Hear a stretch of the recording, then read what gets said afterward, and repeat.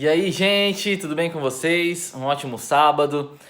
Estamos aqui mais uma vez para uma resenha, um Repensando. Vamos falar sobre o sermão dessa manhã. E eu quero saber, Pastor Vitor Ibrahim, Pastor André, como é que vocês estão? Como é que vocês passaram a semana? Dá um alô aqui pra gente. Quero ver o rosto de vocês. E aí, pastor Luciano, pastor André, bom, minha semana foi ótima, dentro do possível, é claro, e tá tudo bem por aqui. Tô feliz de poder mais um momento ter aqui com vocês essa oportunidade de falar um pouquinho sobre o culto dessa manhã, sobre o sermão dessa manhã. E eu quero saber já o que vocês têm para destacar. Fala aí pra gente também. Fala, pastor Ibrahim, pastor Luciano, que gostoso estar aqui de novo. Estamos começando essa nova série, como vocês já mencionaram, Sinai. A gente está caminhando na jornada bíblica, né? E a gente passou o livro de Gênesis, e agora o grande destaque no livro de Êxodo é que o relacionamento de Israel com o Egito, que é como acabou em Gênesis, muda, né? Talvez vocês falem um pouco mais sobre isso. Mas talvez o texto que tem muitas nuances que eu acho que vocês podem trabalhar, mas eu acho que o texto que mostra essa mudança, essa chave de mudança no relacionamento entre Israel e o Egito, é quando o narrador diz que levantou-se um faraó que não conhecia José. Um faraó que não conheceu José. Essa é uma expressão que se torna até popular, né? Dentre aqueles que têm alguma cultura bíblica, é uma expressão que quando muda o chefe ou muda alguém que manda, diz assim, ó, levantou o faraó que não conhece José e agora a gente não sabe como vão ser as coisas. Mas o curioso é que o verbo yadá denota um conhecimento mais íntimo, né? Um conhecimento relacional, um conhecimento não só de saber a respeito de, mas de alguém que tem profunda intimidade com a história ou com a vida daquele que você conhece. O faraó ele não só não sabia quem era José, não era essa a questão, ele não tinha qualquer conexão com essa história de José, ele não tinha qualquer afinidade com as questões de José, ele não era alguém que queria bem José. Então as coisas vão mudar agora, né? E a narrativa vai para um caminho mais dramático, que a gente vai ver nesse capítulo 1º e 2º, que o Edson pregou, e na continuidade também nos próximos capítulos, no desenrolar. Olha, eu já quero começar aqui destacando também uma coisa que me chama a atenção. Porque no livro de Gênesis, a relação do Egito com o povo de Israel é uma. Por exemplo, Abraão se relaciona com o pessoal lá do Egito. O próprio José, em Gênesis, tem um relacionamento com o Egito. E vai tudo muito bem.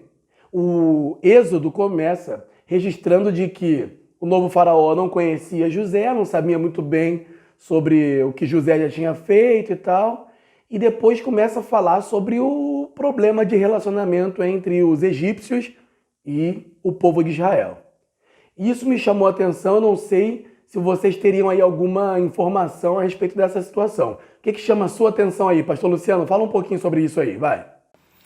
Fala, pastor Ibrahim. Cara, isso que você comentou eu acho bem maneiro, porque realmente há uma mudança aqui, né? O Egito era um lugar de abrigo, um lugar de refúgio, porque era um lugar que tinha fartura, que recebia bem os hebreus, né, e tal, tanto primeiramente Abraão e depois os filhos de Jacó, como você bem destacou.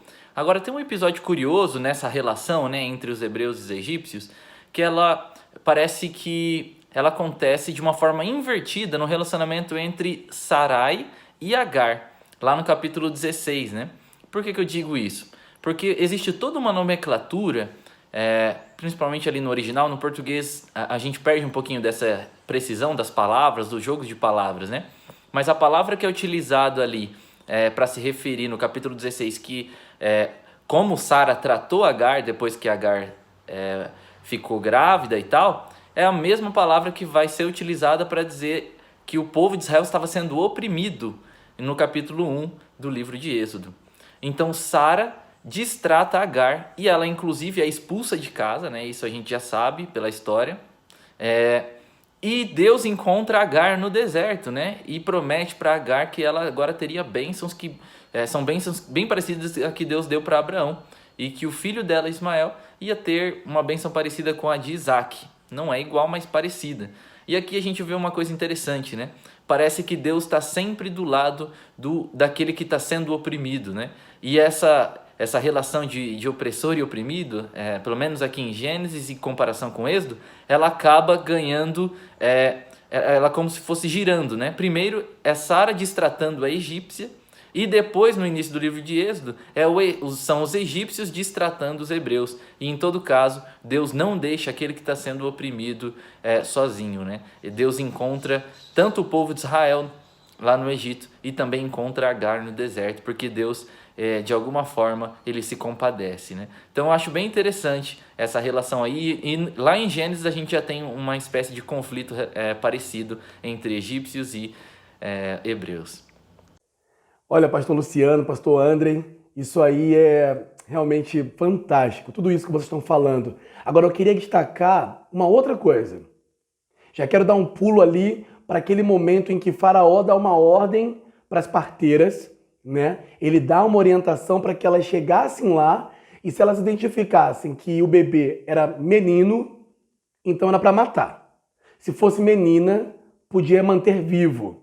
Ele estava preocupado, e vocês viram lá no próprio sermão de hoje de manhã, estava preocupado com a questão do povo de Israel estar crescendo, enfim. Mas o que me chama a atenção é que as parteiras desobedecem a ele, porque elas temem ao Senhor. Então, peraí, elas desobedecem a Faraó porque elas temem a Deus.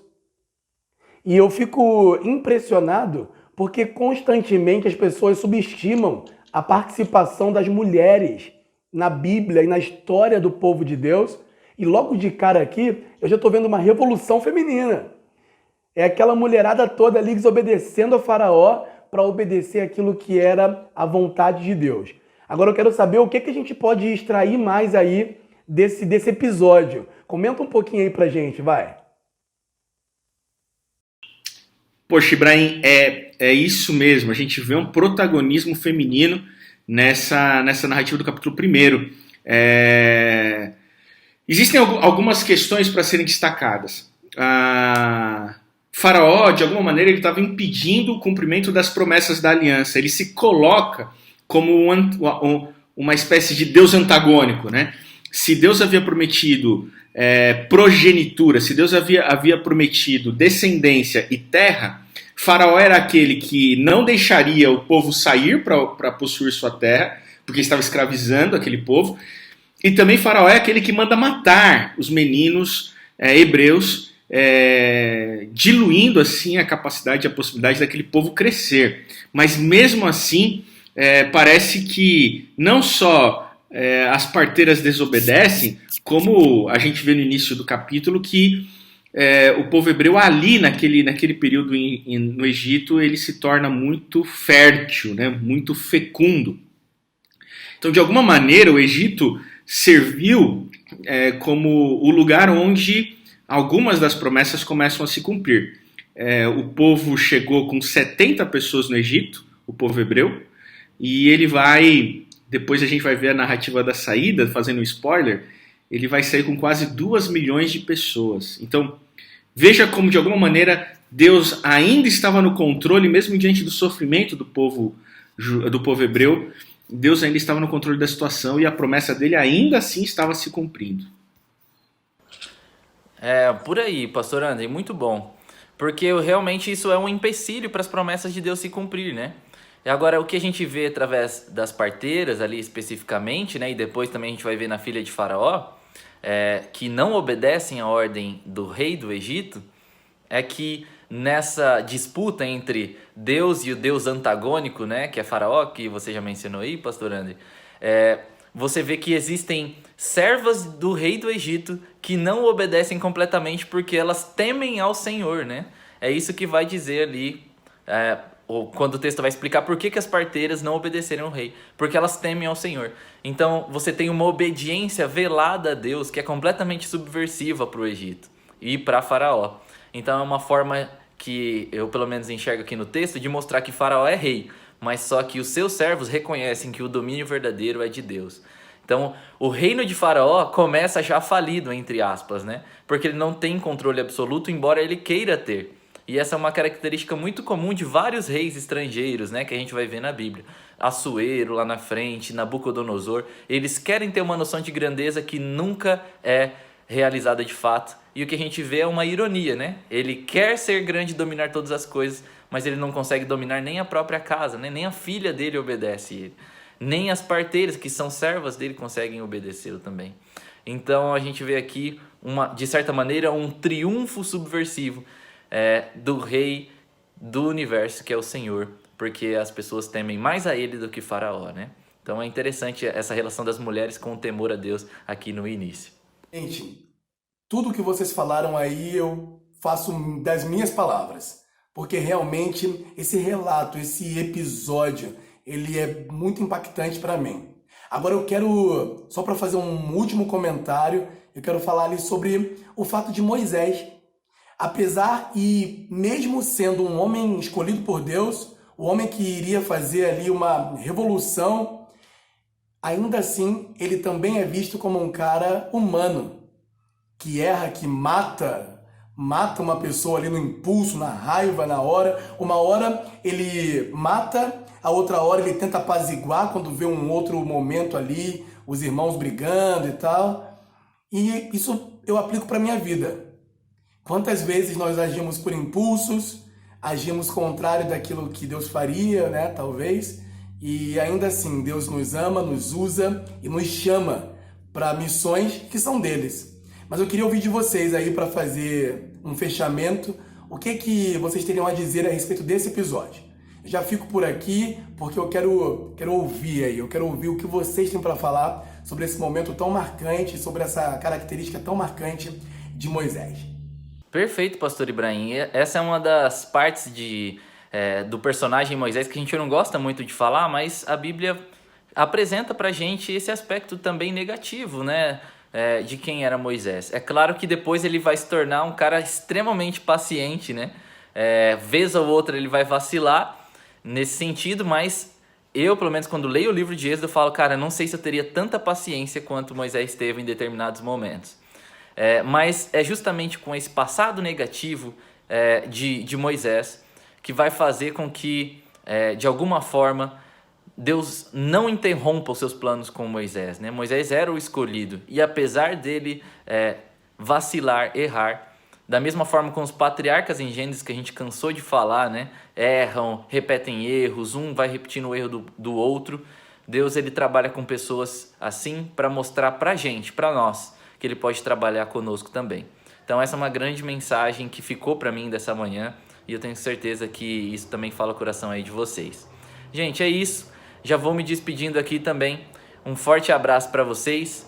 Pastor André, por favor, comente aqui alguma coisa e também que Deus abençoe muito você no sermão do sábado que vem. Tenho certeza que mais uma vez o Espírito vai te usar. Forte abraço. Quanta coisa acontece nesses 2 capítulos primeiros de Êxodo, né?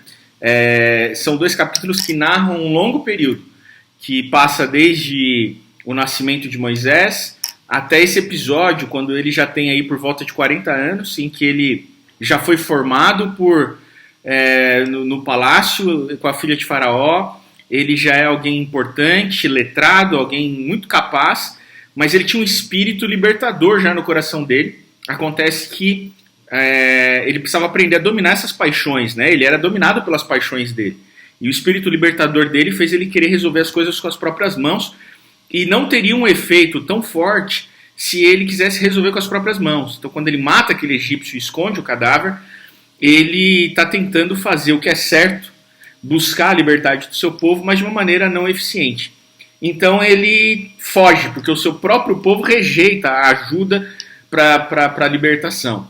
Ele foge e aí ele vai passar um longo período no deserto, que a gente vai ver no próximo sábado, mas encerra dando um gancho, capítulo 2 de Êxodo, encerra com um gancho lindo, que é quando Deus fala para... o narrador diz sobre Deus, né? Verso 23 do capítulo 2. Decorridos muitos dias, morreu o rei do Egito, os filhos de Israel gemiam sob a servidão e por causa dela clamaram. e o seu clamor subiu a Deus. Verso 24.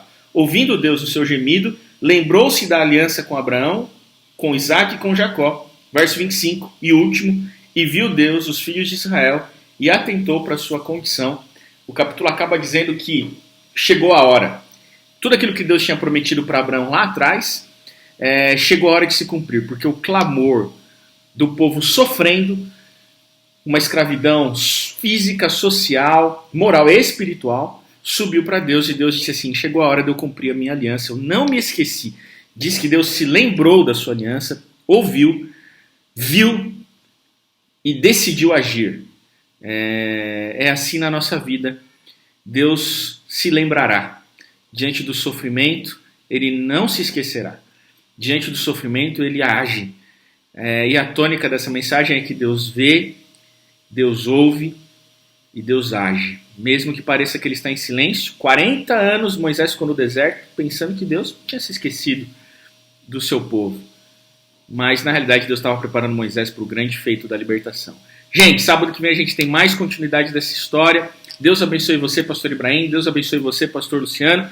E abençoe você que está assistindo esse vídeo. Se você gostou desse vídeo, você deve curtir, compartilhar, se inscrever no canal da Nova Semente e acompanhar os sermões de sábado e também essa resenha que a gente troca aqui. Deus abençoe você.